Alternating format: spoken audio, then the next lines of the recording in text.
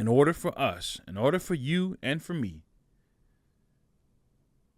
to reach our fullest potential, the first thing I had to do with this podcast, and which I'm still doing, is reframe your mindset. Reframe your thinking about you. Have you ever looked in the mirror before and said to yourself, ugh? Yeah, have you ever done that before? Have you looked in the mirror and said things about yourself that were unkind?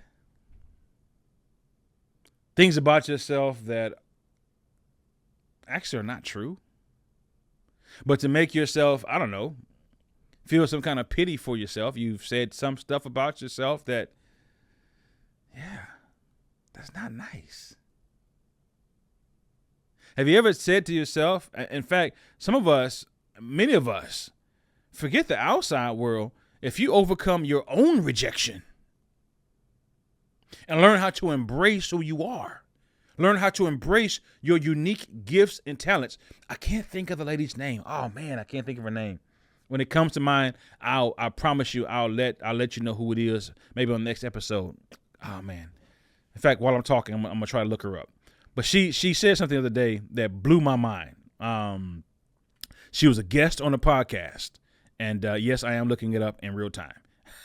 She was a guest on a podcast, and Shelby Clement. Yeah, Shelby Clement. She does this marketing.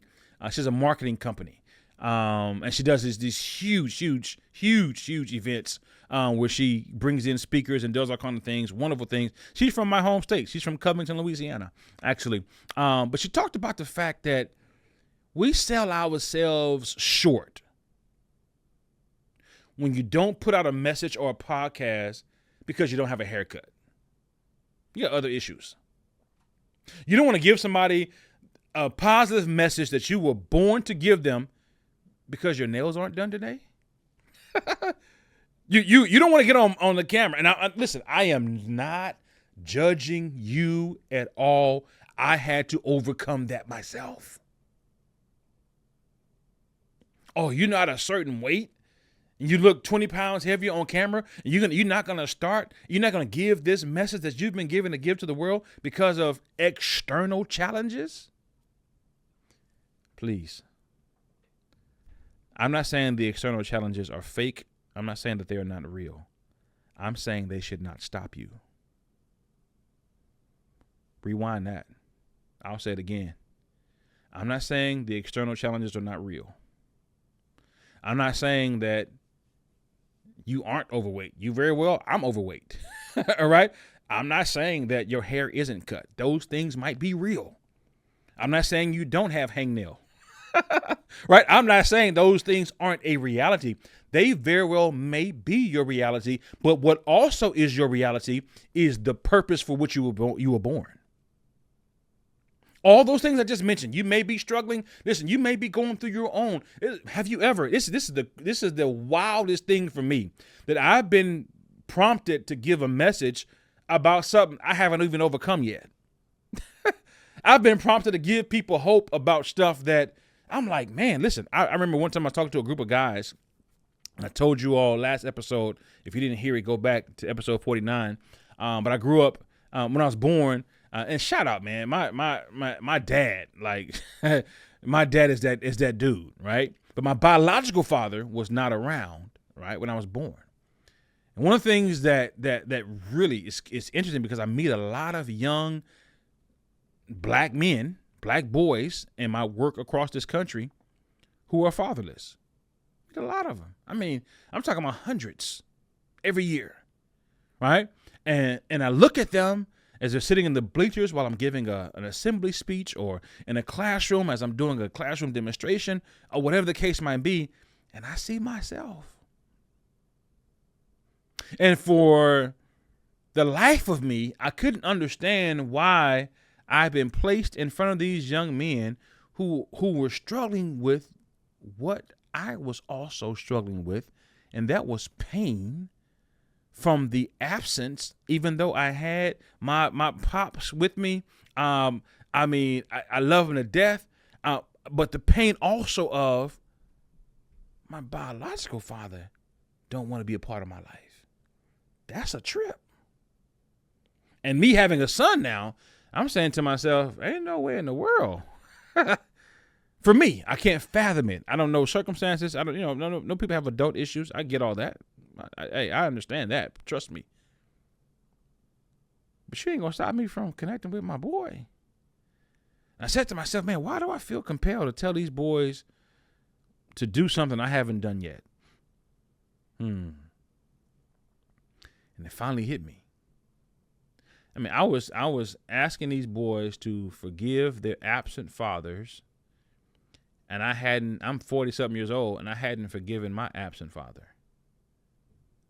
And sometimes, and I'm getting back on track in a minute. Journey with me for a minute.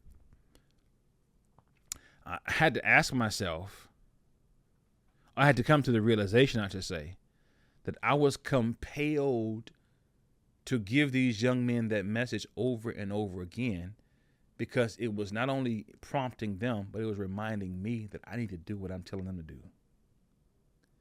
It was reminding me of this reality that, hey, the same medicine you're giving them, you need to take it for yourself because you're still sick. And it works that way sometimes. It blows my mind sometimes how I'm compelled to tell somebody to do something, and I'm like, oh, unless you want to feel like a fraud, go do it yourself. And that young lady, Shelby Clement, and she was talking on that podcast episode to one of my favorite speakers in the world, Trent Shelton. And she was talking about, why don't you post that messy bun picture? I mean, you want to wait till you put the hairpiece in, the lashes on, but people know that's not the real you. Why don't you post the one where you've been crying all morning and, and you've got snot coming out your nose? People can actually more relate to that, right, than the picture with all the makeup on. People can better relate to, I'm not saying that you should stay overweight. I'm not saying that at all. But it's funny how on that journey, you don't want to document that, forgetting that people can actually identify better with that struggle than, the six-pack you. You want to get the six-pack, right? But first you got the beer belly to deal with. Right? And you forget that people actually want to come along with you, right, on that journey, but you want to show the pristine, sanitized version. And on this podcast journey, man, have I had some hiccups. 50 episodes, man, have I had some episodes I've come in here, have tired. I would say 40% of the time, I actually didn't want to be on camera. But I made a commitment that there's somebody on the other side of this camera, there's somebody on the other side of this speaker, there's somebody on Spotify, Apple, YouTube, there's somebody listening or viewing that needs to hear the message I've been given to deliver. So I had to overcome me. There's a book a gentleman wrote, and I can't recommend the book because I never read it, right? So the title just stood out to me. It was called World War Me. I don't know why I never read it. It's been about 20 years since I saw that title. I can't tell you why I didn't read the book, but I never read the book, so I'm not endorsing or I'm not saying anything negative or bad about it, or negative or positive about it. I don't know. But the title stuck out. Because every day I wake up, it's World War Me. It's me versus me. I'm battling the person I'm looking at in the mirror. I'm just trying to become better than I was yesterday. And if there's something I've shared through these 50 episodes that have been of benefit to you, I'm inviting you to write down in the comments, man. Sometimes every now and again, you want to hear that, hey, man, maybe there's one sentence I said, one phrase, one word that has been of benefit to you, that has enlightened you, that has helped you along the way, right? I want to hear it. And that kind of reminds me of the fact that, hey, this thing is not in vain. So the first person to get to 50 episodes I had to overcome was myself. And the second thing I had to do, and I'm done, I'm not going to be as long as the other ones, I had to learn how to set realistic goals. You know, you first come out the gate, man, it's like, oh, I'm gonna have 10,000 subscribers by the next month, and I'm gonna have all these listeners around the globe, right? And it's a real transparent moment. Sometimes you set these lofty goals, and then your work behind it doesn't match up. I got these lofty goals, and you don't want to sit down and write the proper thumbnail. You don't want to write the proper title. You don't want to put, not write the proper thumbnail. You don't want to pay the money to get the nice thumbnail done, or write the caption that's going to be captivating. Why are you going to get these followers, Eugene? How are you going to touch these lives, Eugene? If you don't do what it takes to let them know that, hey, I got something over here that could benefit you. If I don't take the time to sit down and be like, you know what? Let me take 20 minutes out of my day.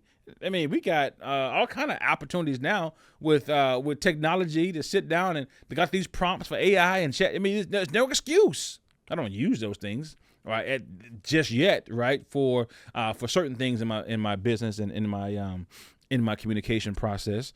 But what I'm saying is, you got to set realistic goals,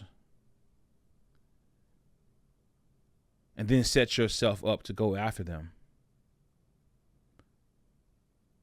in a way that reflects that you're serious about that goal.